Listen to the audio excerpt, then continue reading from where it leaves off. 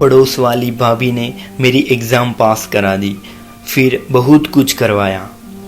मैं शाहिद, नाम तो सुना ही होगा आपने। मैं यूपी का रहने वाला हूँ। हाल में ही मैंने बीटेक कंप्लीट किया है। मेरे पापा एक जर्नलिस्ट हैं। घर में मैं सबसे बड़ा हूँ और मुझे पहले से फ़ॉरेन जाना था क्योंकि मुझे बाहर के देश में स्टडी करना बहुत पसंद था, क्योंकि वहाँ सब कुछ मिल जाता था। आप जो समझ रहे हो वो सब मिल जाता था। फिर मैंने फ़िनलैंड जाने का सोचा। इसके लिए IELTS की एग्ज़ाम देनी पड़ती है, पर मेरे घर के पास एक भैया और भाभी रहते थे। हम लोग एक ही सोसाइटी में रहते थे। वो दोनों भी बाहर जाने वाले थे। वो भैया तो मेरे दोस्त जैसे ही थे, तो मैं अक्सर उसके घर जाया करता था। उसकी शादी हो चुकी थी। वो भाभी भी मेरे साथ बहुत अच्छे से बात करती थी, मानो कि मैं उसका आधा पति हूँ। मुझे ये नहीं पता था कि वो मुझ में इतना इंटरेस्ट क्यों ले रही है, पर मुझे भी उसके साथ बहुत मज़ा आता था। वो कई बार मुझे अपने घर नाश्ता करने के लिए बुलाते थे। जब भी वो कुछ अच्छा खाना बनाते तो मुझे खाने के लिए बुलाते।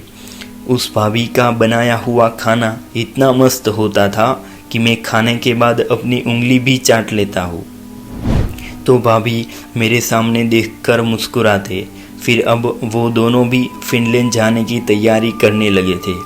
उन दोनों ने IELTS की एग्ज़ाम पास कर ली थी और मैं अभी इसके बारे में जान ही रहा था कि स्टडी अब्रॉड की प्रोसेस एक्चुअल में क्या है। फिर मुझे कुछ समझ नहीं आता था। मैं बहुत सारे एजेंट से मिल चुका था जो सबको बाहर के कंट्री में स्टडी के लिए भेजते थे, पर मुझे किसी ने अच्छे से जवाब नहीं दिया। फिर मैं बहुत परेशान हो गया। घर पे ऐसे ही बैठा था तो वो भाभी मेरे घर के सामने से निकले और उसने मुझे देखा। मैं अपना चेहरा लटकाए हुए चुपचाप बैठा था तो वो भाभी मेरे घर पर आए। उस भाभी ने मुझे बोला, अरे शाहिद, क्या हुआ तुझे? ऐसे चेहरा लटकाए काहे बैठे हो? कोनो दिक्कत है का? मैंने बोला, अरे भाभी जी, क्या बताऊँ मैं आपको। फिर भाभी ने बोला, अरे परेशान क्यों हो, ठीक से बताओ। मैंने बोला, मुझे भी फ़िनलैंड जाना है। तो भाभी ने बोला, हाँ तो क्या हुआ, जाओ ना। मैंने कहा, मुझे IELTS की एग्ज़ाम देनी है और मैं कई सारे एजेंट से मिला पर किसी ने अच्छा जवाब नहीं दिया।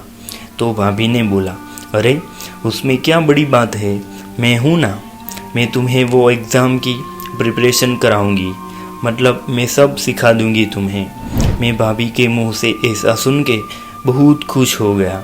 मैंने थैंक यू बोला। भाभी ने बोला, ऑलवेज़ वेलकम जी। फिर उसके बाद भाभी ने बोला, तुम मेरे घर आना, मैं तुम्हें IELTS का पूरा फॉर्मेट समझा दूंगी। मैंने बोला ठीक है। फिर मैं उसके घर गया। भाभी का पति यानी कि मेरा दोस्त भी था वहाँ। उसने बोला, मुझे लोन का कुछ काम है, तुम दोनों आराम से तैयारी करो। फिर भाभी मुझे समझा रहे थे। मैं तो मस्त भाभी में खो गया। जब उसने मुझे कुछ सवाल पूछा तो मैं तो भाभी को देखता ही रह गया था। भाभी ने बोला, ओ हेलो, कहाँ खो गए? मैंने बोला, आप बहुत मस्त लग रही हो। फिर भाभी शर्मा गए। फिर बातों बातों में मैंने उसके हाथ पर हाथ रख दिया। फिर भाभी ने मेरा पूरा हाथ पकड़ लिया। फिर तो तैयारी साइड पर रह गई और हम दोनों तूफानी करने में लग गए। भाभी बहुत खुश हो गए। भाभी ने बोला, आपका दोस्त तो तेरे जितना नहीं कर पाता। मैं हंस दिया। फिर उसके बाद उसने बोला, अब अच्छे से तैयारी करो। मैंने बोला, ठीक है भाभी जी, अगर आप कहे तो सब करूँगा। फिर रोज़ भाभी मुझे एग्ज़ाम के बारे में सिखाते रहे। मुझे अब सब समझ आ गया था। फिर मैंने IELTS की एग्ज़ाम दी। मैं पहली ट्राई में पास हो गया। मैंने मेरा रिज़ल्ट भाभी को बताया। भाभी ने बोला, ओह, पहली ट्राई में पास हो गए, क्या बात है। फिर मैंने बोला, सब आपने तो किया। उसमें कहा, अच्छा ठीक है, कॉन्ग्रेचुलेशंस। फिर उसके बाद मैंने सब प्रोसेस करना चालू कर दिया। भाभी का पति का वीज़ा पहले आ गया था, फिर उसके बाद उसकी पत्नी जाने वाली थी। मैंने सोचा ये मौका अच्छा है, फिर मैंने जो सोचा ऐसे ही सब हुआ। उसका पति पहले चला गया क्योंकि उसका वीज़ा पहले अप्रूवल हो गया था। फिर उसका पति फिनलैंड चला गया। जाते वक्त अपनी पत्नी को बोला अपना ख्याल रखना। मैंने मन ही मन बोला उसका ख्याल रखने के लिए मैं तो हूँ ना। फिर वो चला गया। फिर अब भाभी को 1 महीने के बाद फिनलैंड जाना था। फिर तो हम दोनों अकेले हो गए। मैंने भाभी को बोला अकेले रहो तो डरना मत, और किसी चीज़ की ज़रूरत हो तो मुझे बुला लेना। फिर दिन जैसे बीतते गए, भाभी जी अकेला महसूस कर रही थी। उसने मुझे बोला शाहिद तुम आओ मेरे घर, मेरा एयर कंडीशन मतलब ऐसी ख़राब हो गया है। मैं तो गया उसके घर। भाभी ने बोला रिपेयर कर दो ना। मैंने बोला किसको? आपको। उसने बोला बहुत बदमाश बन गए हो तुम।